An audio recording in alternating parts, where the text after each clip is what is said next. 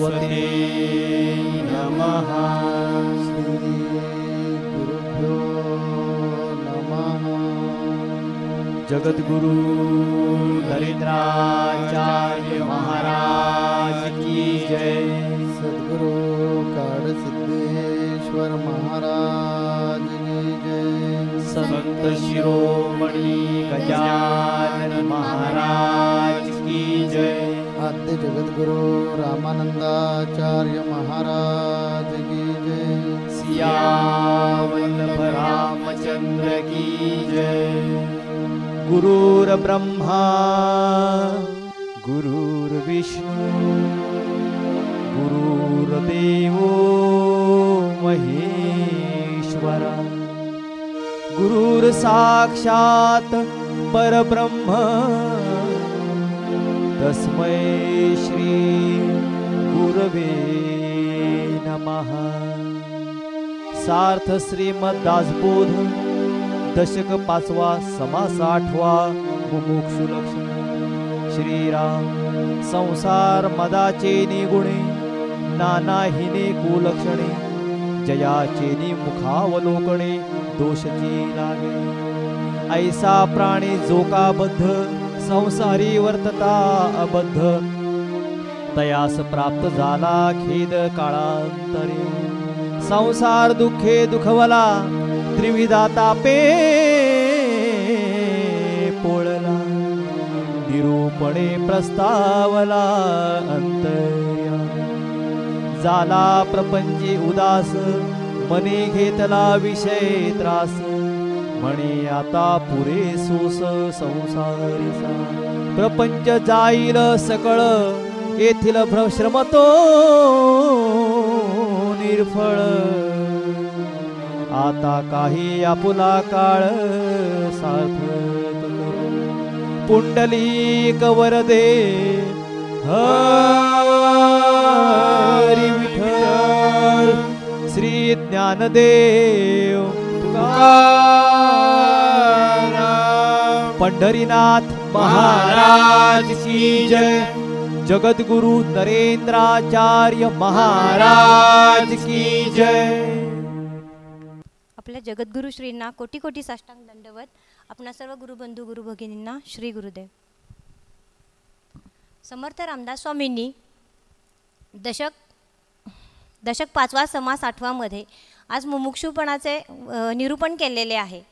तर मुमुक्षु म्हणजे काय, तर मागील आठवड्यात बद्ध माणसाचे लक्षण ऐकलेलेच आहे। त्या बद्ध माणसाला म्हणजे संसारी जीवाला प्रपंच नकोसा होतो, संसाराचे बंधन जुगारून द्यावेसे वाटते आणि त्याला परमेश्वराच्या भेटीची ओढ लागते, मोक्षाची ओढ लागते, तेव्हा त्याला मुमुक्षु असे म्हणतात। तर ह्या प्रापंचिक माणसाला संसार नकोसा का वाटतो, तर आपण पहा प्रपंचामध्ये आपल्याला किती अडीअडचणी असतात, अपेक्षा असतात, त्या पूर्ण नाही झाल्या की त्याची त्या पूर्ण करता करता त्याची त्रेधातिरपीठ उडून जाते, तो खूप त्रासून जातो आणि त्यावेळेला त्याला अध्यात्मामध्ये असं म्हणतात की तो त्रिविधा तापांनी पोळून निघाला आहे। आणि रात्र थोडी सोंगे फार या उक्तीप्रमाणे तो माणूस स्वतः थोड्या कालावधीमध्ये भरपूर काही करून दाखवून नावलौकिक मिळवण्याच्या नादात एक ना धड भाराभर चिंध्या करून बसतो आणि पैशाचं त्याचं नियोजन चुकतं, त्यामुळं तो एकदम त्रासून जातो। खूप कष्ट करतो तो आयुष्यामध्ये, खूप प्रयत्न करतो संसार व्यवस्थित आपला चालावा यासाठी, परंतु त्याला काही कुठं समाधान लागत नाही, त्यामुळं तो असमाधानी राहतो।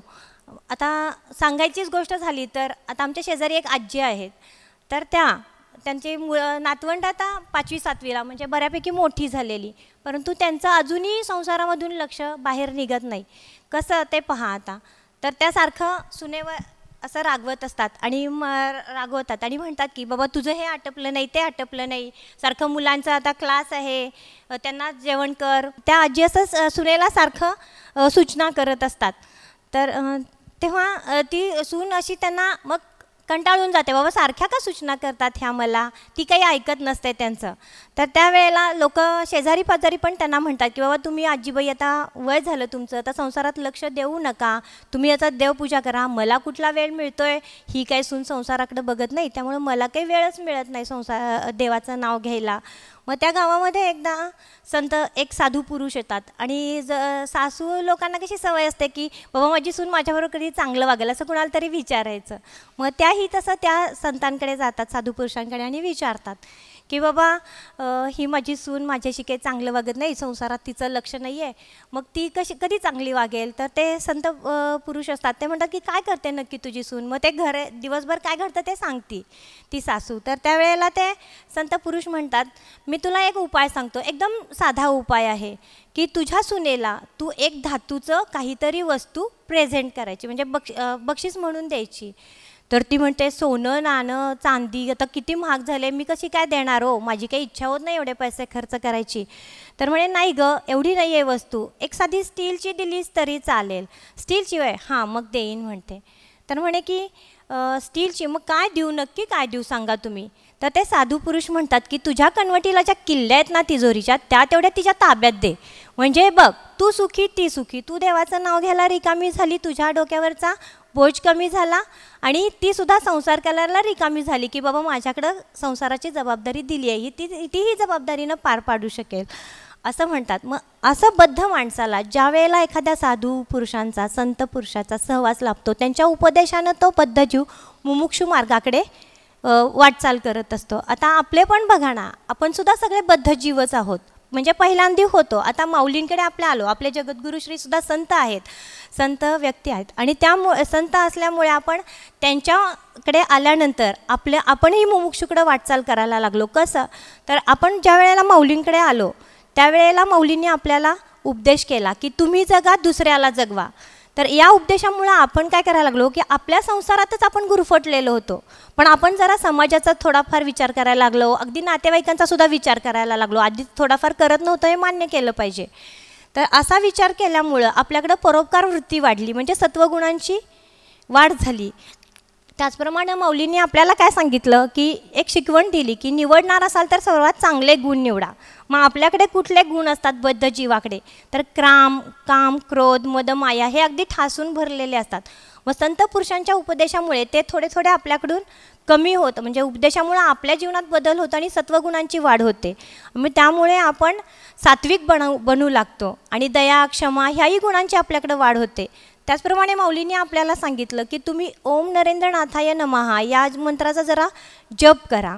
मग तोही जप आपण केला तर त्यामुळे काय झालं, आपल्या मनाला स्थिरता आली, आपण मुमुक्षू पदाकडे वाटचाल केली. त्यावेळेला आपल्याला कळून आलं की आपण पशुपक्ष्यांप्रमाणे संसार करण्यातच जीवन व्यतीत केलं, आपण हे काही चांगलं करत नाही आहे, किंवा अहंकारी दंभाचारी वागलो, त्यामुळं म्हणजे ह्याचा पश्चाताप आपल्याला होतो, अहंकार आपला दंभाचार गळून पडतो, किंवा वाईट वर्तन काय केलं असेल आजपर्यंत, परनिंदा केली दुसऱ्यांना, म्हणजे नावं ठेवली वगैरे, तर त्याच्यासाठी सुद्धा आपल्याला पश्चाताप होत असतो.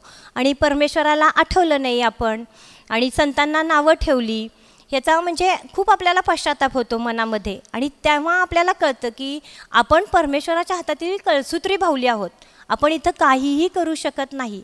आणि मग आपल्या लक्षात येतं की फटकळ हा संसार येथे सार भगवंत. मग कितीही संसार केला तरी हा सगळा फाटकाच आहे, इथं काहीही आपल्याला त्यात काहीच म्हणजे आपल्याला काही मिळणारच नाही आहे इथं कितीही केला तरी.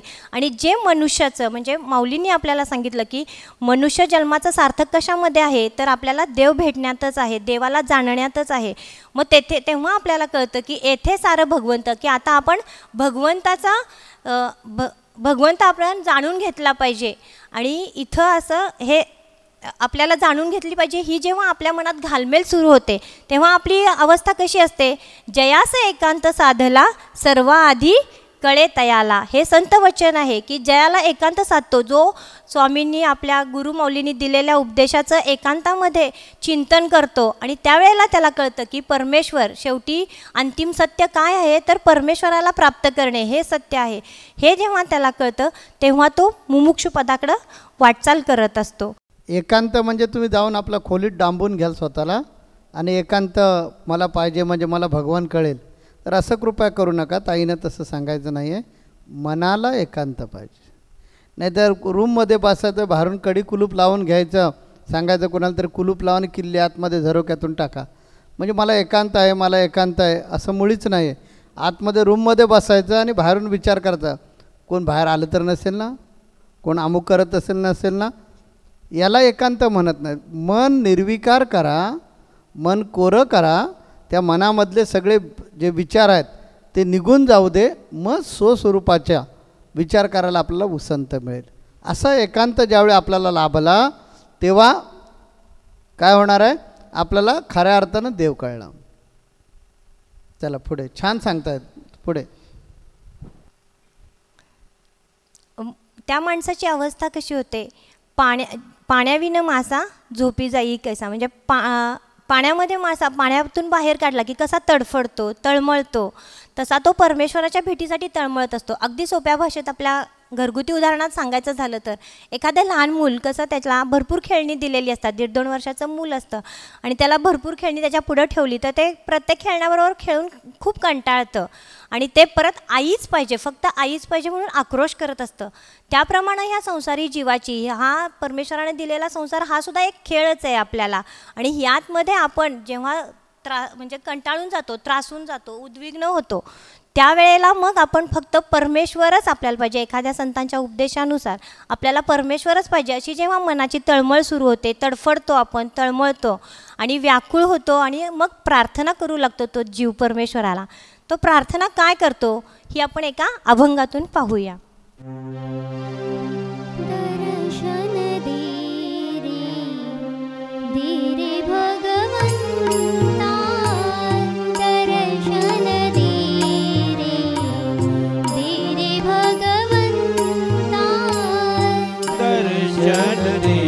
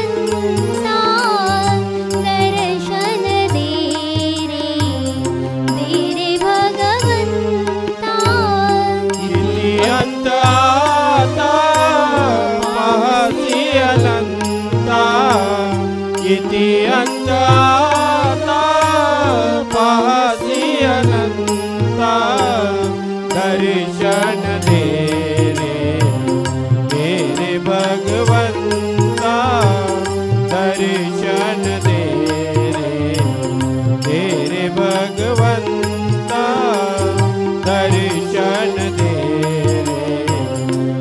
रे भगवंता. ऐकताच वाणी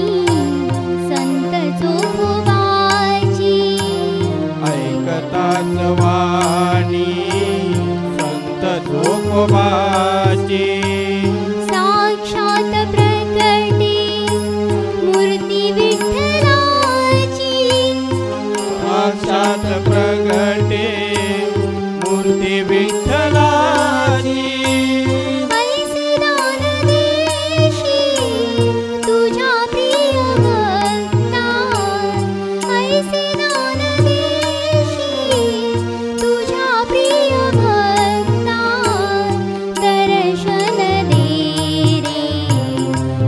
रे भगवंता दर्शन दे रे भगवंता दर्शन दे रे भगवंता किती अंत आता पाहसी अनंता किती अंत आता पाहसी अनंता दर्शन दे रे भगवंता दर्शन दे रे भगवंता दर्शन दे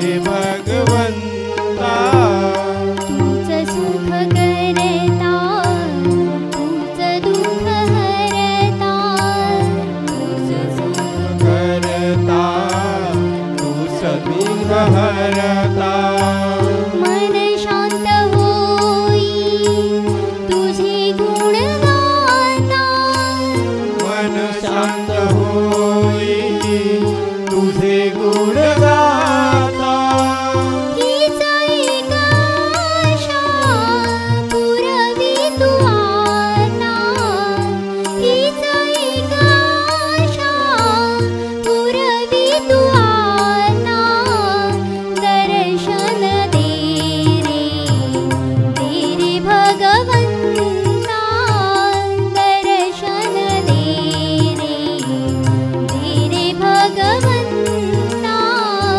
दर्शन दे रे भगवंता किती अंत आता पाहसी अनंता किती अंत आता पाहसी अनंता दर्शन दे रे भगवंता दर्शन दे रे भगवंता दर्शन दे रे भगवंता दर्शन दे रे भगवंता किती अंत पहासी. अशी ज्यावेळी आम्हाला उत्कटता लागते, अशी उत्कंठ लागते, त्यावेळी मुमुक्षूचा जन्म होतो. बद्ध आपण मागच्या प्रवचनामध्ये ऐकलेलं आहात. आणि त्याने आता आपल्याला मुमुक्षू त्या माणसामध्ये झालेली जी सुधारणा आहे तो म्हणजे मुमुक्षू. ज्यावेळी त्याला कळतं हा देह क्षणभंगूर आहे, हा 5 तत्व आणि 3 गुण असा अष्टधा प्रकृतीचा देहसुद्धा माझा नाही आहे. त्यामुळे हे सगळं मी चालवतो तर पुढचीच गोष्ट आहे. जो मला ताठा अभिमान होता की हे सगळं मी चालवतो, मी नसेन तर कसं होणार, ह्या बायका मुलांचं कसं होणार, हा संसार कसा चालणार, असं जे अज्ञान असतं तोपर्यंत आपण बद्ध असतो. आणि हे अज्ञान हळूहळू कमी होऊ लागलं की आपल्याला उत्कंठा लागते ती त्या भगवंताची, त्या परमेश्वराची. आस निर्माण होते परमेश्वराची. जसा मासा पाण्यासाठी तडपडत असतो तसा ज्यावेळी आपल्यातील तो जो मी आहे तो भगवंताच्या दिशेने सरकू लागला, पुढे पुढे जाऊ लागला की अंतःकरणामध्ये एक उत्कंठा लागते, अंतःकरणामध्ये एक भूक लागते त्या देवाला भेटण्याची, देवाला पाहण्याची, देवाच्या अस्तित्वाची जाणीव करून घेण्याची. त्या नक्की समजायचं त्या माणसामध्ये मुमुक्षुत्व जागृत झालेलं आहे. मला वाटतं आपल्याला आता मुमुक्षु क्लिअर कळला असेल, नीट समजलं असेल. मुमुक्षु होण्यासाठी संसार सोडायची काहीच गरज नसते. तुम्ही आज सगळेजण मुमुक्षुत आहात. जर तुमच्यामध्ये मुमुक्षुत्व नसतं तर आजचा चांगला रविवारचा दिवस फुकट घालवला नसता. ज्या अर्थी रविवारचा दिवस सकाळच्या 9 वाजता इथे यायचं म्हणजे घरातून किती वाजता निघावं लागलं. ह्या सगळ्या गोष्टींकडे आपण दुर्लक्ष केलं आणि एकच उत्कंठा लागले, स्वामी येणार आहेत. आज स्वामींचं प्रवचन आपल्याला ऐकायला गेलं पाहिजे.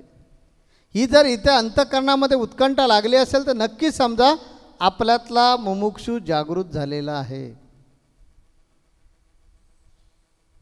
ज्यांच्या मनामध्ये ती उत्कंठा नाही आहे, मनी नाही भाव देवा मला पाव, देव बाजारातला भाजीपाला नाही रे.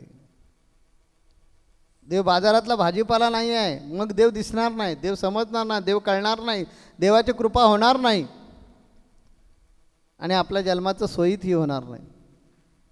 आपल्याकडे खच्चून पैसा आहे, खच्चून जमीन जागा घरदार आहे म्हणजे आपण काही मिळवलं असं समजू नका, कारण ते इथेच राहणार आहे. ज्यांच्यासाठी कमवलेले आहात ती रडतील सुद्धा, तुमच्याबरोबर काय नाही जाणार. म्हणून आपण इथे हा संसार करताना काय केलं पाहिजे, स्वतःच्या भल्याची सुद्धा तरतूद केली पाहिजे. यासाठी तर आम्ही साधू संत तुमच्या पाठीशी लागतो आणि मग तुमचं कौतुक करून, कोड कौतुक करून, थोडं गोंजारून, काही वेळा तुमच्याबरोबर पळत जाऊन, तुम्हाला हळूच सांगतो, लेकरा कशाला धावपळ करतोस, अरे जे सुख शोधतोस ते तुझ्याजवळच आहे. हरणाचा जो मृग असतो, नर असतो, त्याच्या बेंबीमध्ये कस्तुरी असते. त्या कस्तुरीचा वास येऊ लागला की हरण बेभाम होतं. तसं आपण संसाररूपी कस्तुरी आपल्या हृदयामध्ये घेऊन फिरत असतो.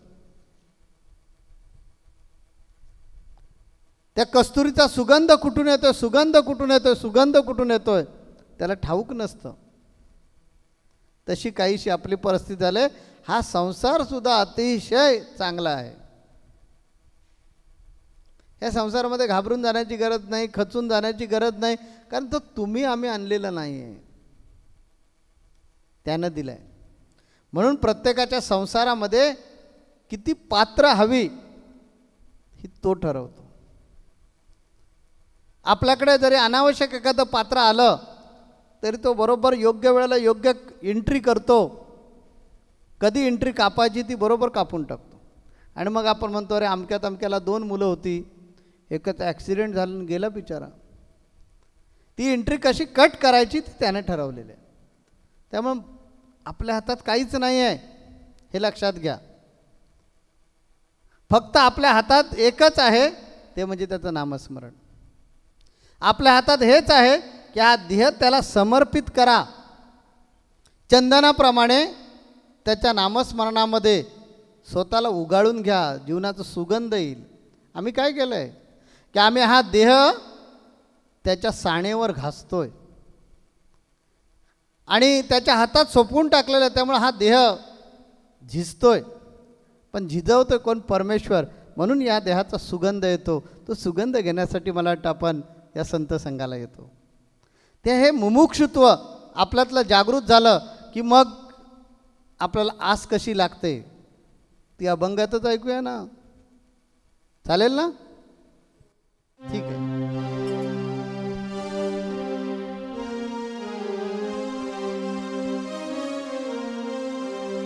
तुझे रूप चित्ती राहो, मुखी तुझे नाम.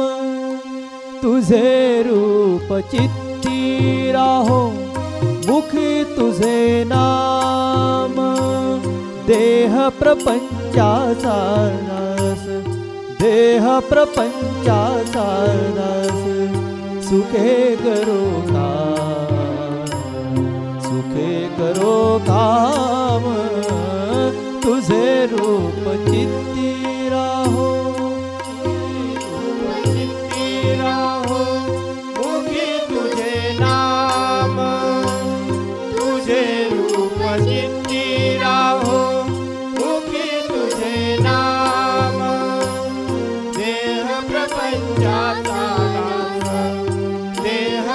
प्रपंचाचा दास सुखे करू काम सुखे करू काम तुझे रूप चित्ती राहो मुखी तुझे नाम देहधारी जो जो त्यासे विहित नित्य कर्म देहधारी जो जो त्यासे विहित नित्य कर्म देहधारी जो जो त्याचे विहित नित्य कर्म देहधारी जो जो त्याचे विहित नित्य कर्म सदा ध्यायिनीत होणी आगळान धर्म सदा ध्यायिनीत होणी आगळान